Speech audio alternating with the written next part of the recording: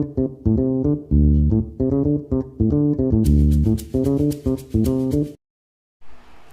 chong, magluluto tayo ngayon ng bakalaw.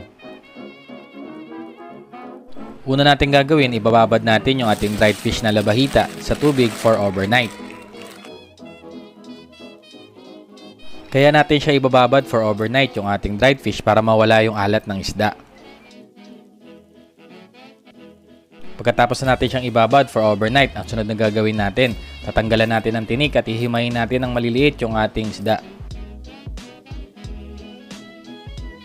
Pagkatapos nating himayin at tanggalan ng tinik yung ating isda, itatabin lang muna natin ito.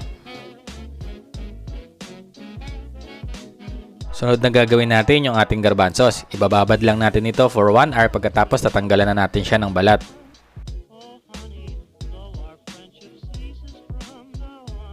Gayahin nyo lang mga chong yung nasa video kung paano tinanggalan ng balat yung ating garbanzos. Pag nabalatan na natin lahat yung ating garbanzos, itatabi lang muna natin ito. Sunod na gagawin natin, magpapainit tayo ng mantika at piprituhin natin yung ating mga patatas.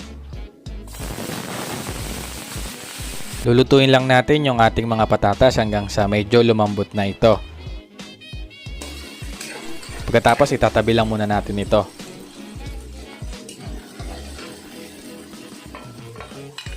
Sunod na gagawin natin, magigisa naman tayo ng sibuyas.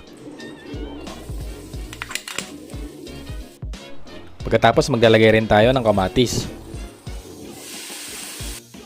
Gigisahin lang natin ng mabuti hanggang sa lumambot na at maluto na yung ating kamatis. Pagkatapos maglalagay na rin tayo ng bawang. Pagkatapos ilalagay na rin natin yung ating tubig na merong atsuete. Hahaluin lang natin ito ng mabuti pagkatapos ilalagay na natin yung ating hinimay na isda na dried fish na labahita. Hahaluin lang natin ito ng mabuti pagkatapos maglalagay na rin tayo ng kalahating kutsarita ng paminta. Maglalagay na rin tayo ng 1 tasa ng tubig.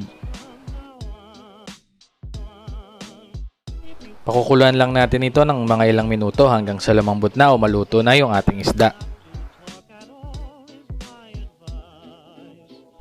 Kapag malambot na yung isda at luto na, isunod na lalagay na natin yung ating binalatan na garbanzos. Hahaluin lang natin ito at susunod naman natin ilalagay yung ating patatas. Hahaluin lang natin ulit at pagkatapos ilalagay na rin natin yung ating bell pepper.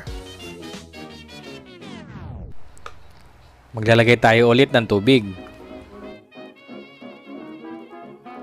Hahayaan lang natin na kumulo hanggang sa lumambot na yung ating patatas at yung ating garbanzos. Kapag malambot na yung ating patatas at garbanzos, maglalagay na rin tayo ng repolyo. Hahaluin lang natin ito hanggang sa maluto yung repolyo. Kapag luto na yung repolyo, pwede na itong iserve mga chong. Mga chong, tapos na natin lutuin yung ating bakalaw. Maraming salamat muli sa nanood ng aking video. Huwag niyong kalimutan na i-like at i-share at syempre mag-subscribe na rin kayo. Salamat!